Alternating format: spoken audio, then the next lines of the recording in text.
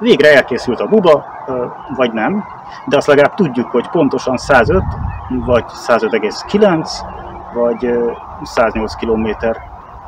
De azt tényleg tudjuk, hogy az egyik vége Balatonakarattyán van, a másik pedig valahol Budapest határában. Nézzünk utána az igazságnak.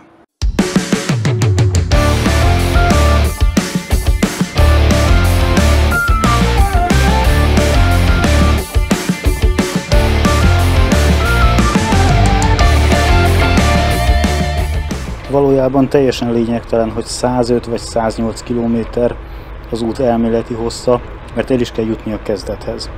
Ezért mi a mindenki által ismert és Budapest középpontjának tekinthető Margit-szigettől mérjük a távolságot. Többen azzal vádolták meg ezt az útvonalat, hogy az Etyeki Himalájába a családok, gyerekek nem képesek feltekerni, ezért most Marci helyett egy 13 éves ifjú titán lesz a társam, aki az elmúlt 2 évben ráadásul csak 4-szer ült bringára. Érdemes tenni egy rövid kitérőt a Kopa-szigáton, mert itt fel tudjuk tölteni a kulacsainkat.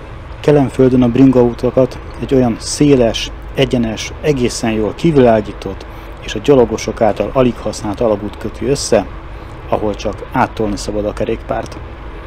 Ez egy teljesen felesleges és értelmetlen tiltás.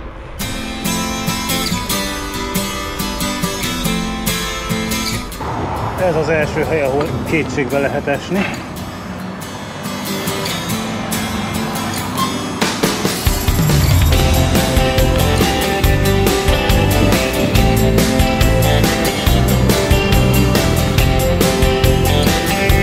Rutinból ez is megoldható.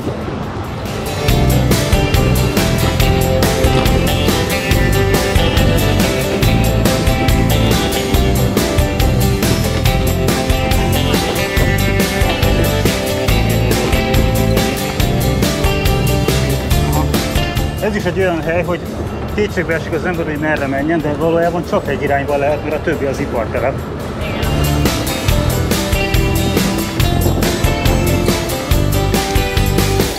Meg dettó, mint az előző, mert biztos, hogy nem síneken megyünk, nem kockakövön, meg nem zsákutcában, tehát csak erre lehet. Ugye még mindig nem kezdődött el a buba, de már el lehet tévedni. Hát így szokott mindenki telefonos segítséget kérni. Nem tőlem, hanem a telefon nézni, mert semmi infó nincs, hogy merre tovább. Hát ha tudod, hogy ott kell keresned.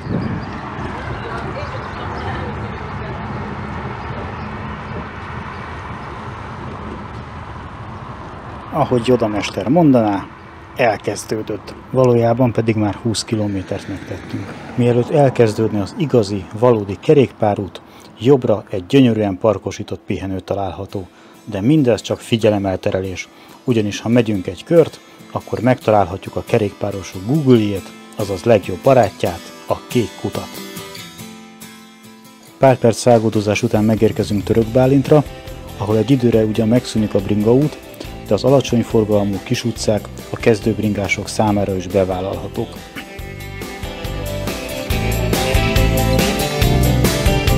Ahol kerékpárút van, az mind az utóbbi 1-2 évben épült, tehát kifogástalan állapotú. De a kerékpáros nyomok is egészen jó minőségű utakra kerültek. Útkereszteződésekben természetesen figyelni kell, de eddig jól kitáblázott, könnyen követhető az útvonal. A viadukt igazából lentről mutatós, ezért kicsit letértünk az útvonalról.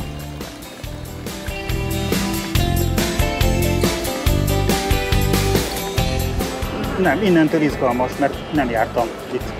És itt indulásnál derül ki, hogy nem töltöttem fel az órára sem az útvonalat. Tehát életszerűen csináljuk, nem csalunk. Ez ugye sokan azt mondják, hogy Budapest-Balaton kerékpárút, pedig nem az, kerékpáros útvonal, mert maga kerékpárút az jó esetben a 80%-a szerintem. Legalábbis ez eddig ugye Törökbálinton is csak ez a kerékpáros nyom volt, meg sok más helyen is. Nincs végig dedikált kerékpárút, de lesz. Tehát ugye főleg a települések között. Közben eszembe jutott, hogy itt azért nincs bicikliút, mert megtorpedózták, és pont most lesz róla azt hiszem a napokban valamilyen szavazás. Igen, mert a főúton akarták vezetni, ezt kitalálták, hogy az nagyon nem jó, de elvben 2 alternatív útvonal is van. Tehát 2 ideiglenes útvonalat is kijelöltek. Sokan azt mondják, hogy az a rossz ezzel az úttal, hogy az Etyeki emelkedőt ilyen gyerekek meg családok nem tudják kitekerni. Ez az Etyeki emelkedő? Hát valószínűleg igen. Ez az Etyeki havasok. Nem azért mondom, de... Itt kell megpusztulnod, csak szólok. Egy látványos szenvedést kérek. Nem akarok.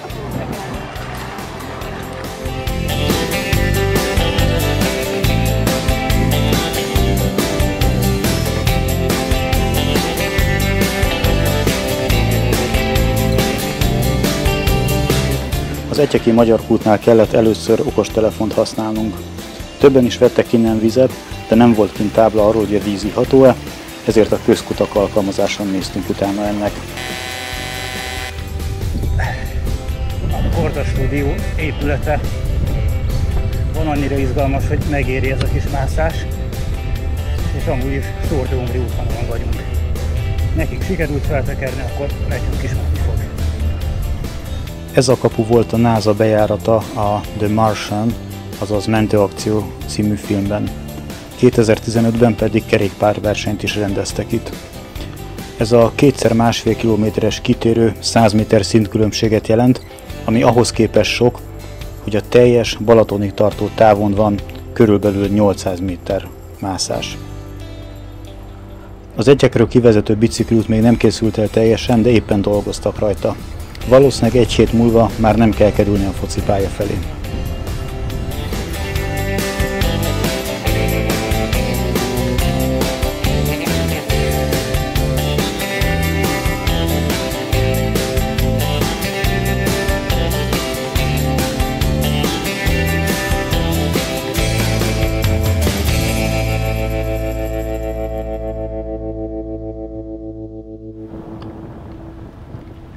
Azt meg kell említeni, hogy az Etyekről kivezető út tulajdonképpen a Korda stúdió mögött megy el, tehát itt is kb. 100 métert kell mászni 1,5 kilométer alatt.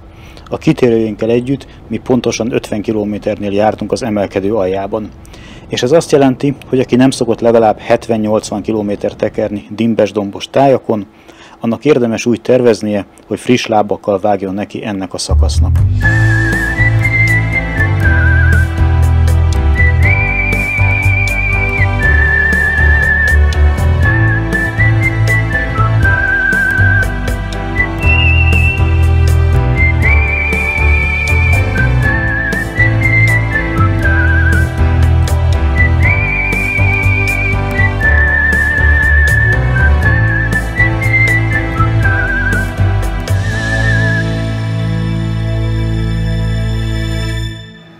Megálltunk megnézni ezt a pihenőállomást, de mielőtt tovább indultunk volna, jött a bicikliúton egy román rendszámú kisbusz, és ilyen 6-8 ember kipattant belőle, birtokba vették az árnyékban lévő padokat, az egyikükkel váltottam pár szót, a rangidősnek tűnő ember türelmesen végighallgatta, megvárta ezt a kis beszélgetést, majd megkérdezte, hogy beszélek-e magyarul. Hát biztos, ami biztos, több nyelven is válaszoltam, hogy igen, beszélek magyarul, majd megkérdezte, hogy tudok-e nekik kávét adni. Nem tudom, miből gondolt, hogy 8-10 főre való kávéval bringázunk, de mondtam, hogy kérjen mást, mert a kávét sajnos annyira szeretem, hogyha lenne sem adnék belőle. És teljesen megértették az álláspontomat.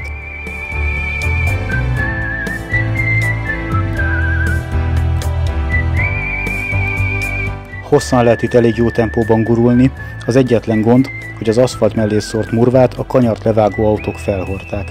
Tehát figyelni kell, hogy ne repüljünk el a kanyarokban a kavicsokon.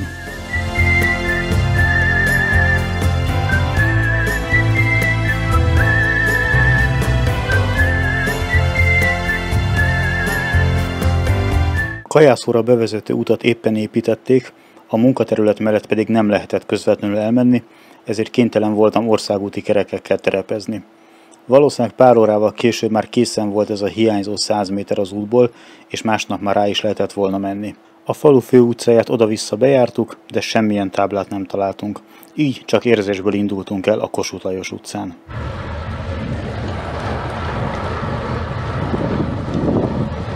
Egy biztos, az irány az jó. És milyen gyönyörű szép új aszfalt. Ennek olyan kerékpárút illata van. Reméljük ez eltart a végéig, nem úgy, mint az előző, bár gyanúsan nagyon friss. Viszont ezen nincs kint a tábla, hogy ne menjünk rá.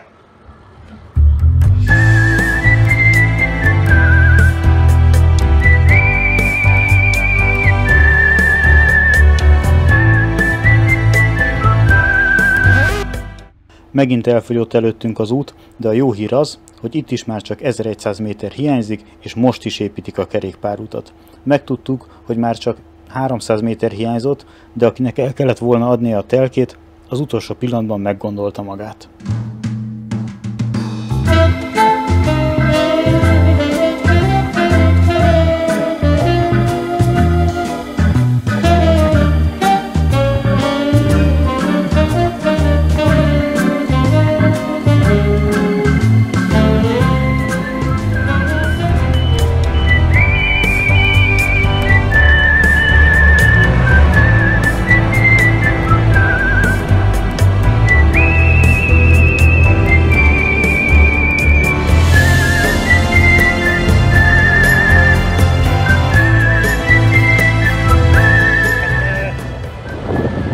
Föladjuk a bicikliút követését, mert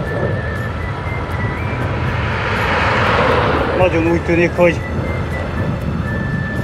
ez még igencsak építés alatt van ezen a szakaszon. Hát akkor mégsem adjuk fel.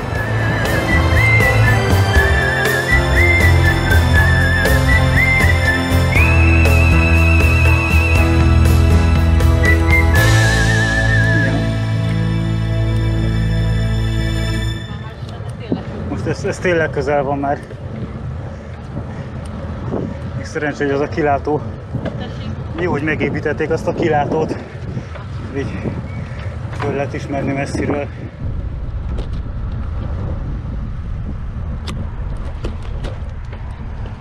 A Velencére bevezető bicikliút annyira friss, hogy még a végét jelző tábla is hiányzik, és ebből következik, hogy a folytatása sincs jelezve. Viszont szemközt indul a panorámaút, amelyen felfedezhetők kerékpáros nyomok. Éppen ezért a kilátó nem is olyan nagy kitérő.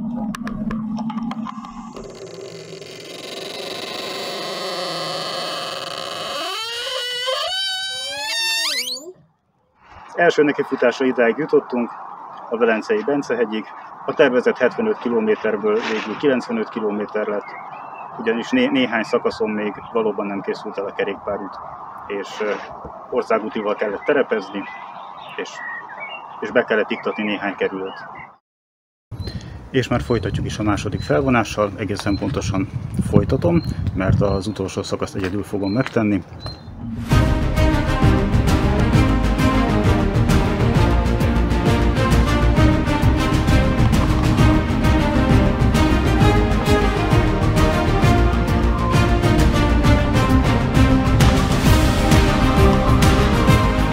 Túl sok info itt sem volt, de az irány az jó lesz.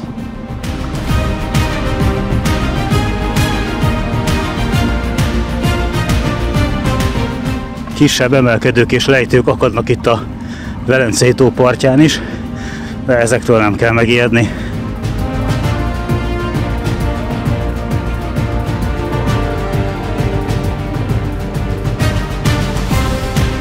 Pákoznál van egy rövid szakasz, ami elsőre úgy néz ki, mint egy főúton kellene menni, de az út a tóhoz vezet le, tehát nincs rajta nagy forgalom, csak széles.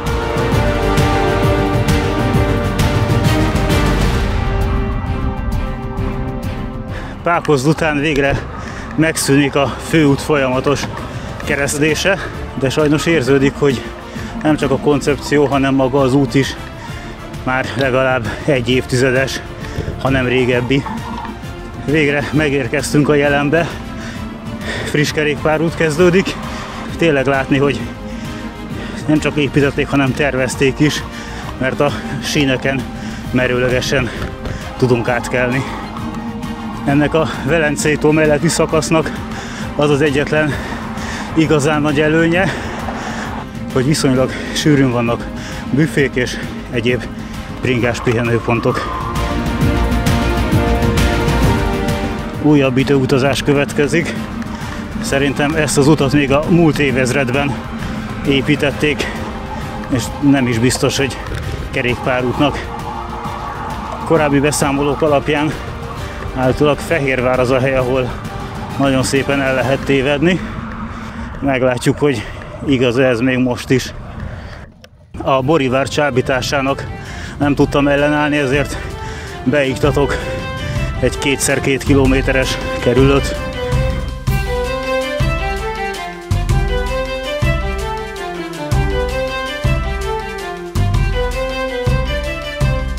Fehérváron egy idő után már az a logika sem működik, hogy ahol tiltótábla van, ott kell mellette lenni valamilyen kerékpárútnak. Olyan abszurditások vannak itt, hogy megszűnik a kerékpárút, és 10 méterre rá ott van a tiltótábla. És a keresztezés túloldalán folytatódik a kerékpáros útvonal. Gyakorlatilag egymást érik a kerékpárút végetáblák, a kerékpáros tiltótáblák, és ahol valóban megszűnik az út, ott persze hiányzik a tábla. Ott arra lehet gyanakodni, hogy nem véletlenül van 30-as korlátozása a főúton, tehát ott kell tovább menni. Eltévedni igazából nem lehet, csak rendkívül bosszantó, hogy kb. 90-es években idézőjelben épített kerékpárutak vannak itt. Kitették a táblákat a járdákra, és ezzel megoldották a problémát.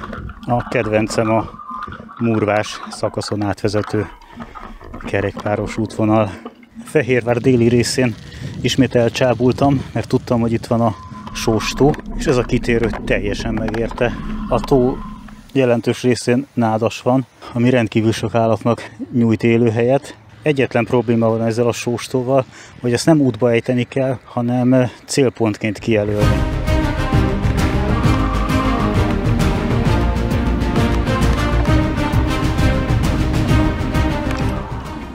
Nem dőltem be az északra vezető jelzésnek, hiszen már eleve északra voltam a tervezett útvonalamhoz képest. Délre fordultam a 7-es út irányába, és csodák csodája, keletkezett egy kerékpárút, és még ki is volt írva, hogy milyen távolságra vagyunk Balaton akaratjától.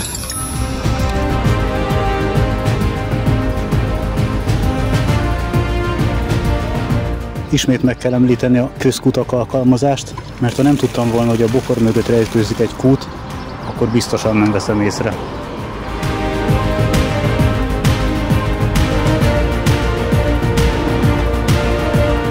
Tartott úgy 500 métert az örömöm, és meg is szűnt a szép új kerékpárút, viszont ezen sincs forgalom. Hát ennyit a kisforgalmú útról. Egyik véglet követi a másikat. Az előző zögykölödős úton, amelyet lehet, hogy még maga Kádár János avatott fel, felváltotta egy teljesen új kivilágított, legalábbis lámpatestekkel gazdagon díszített, teljesen friss kerékpárút.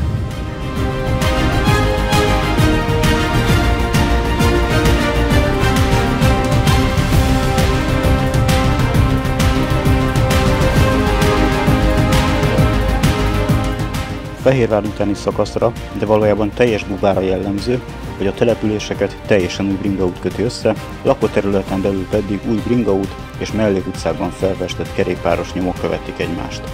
Megállás, töprengés nélkül tudtam követni a jelzéseket, és már meg is érkeztem a Balatonhoz.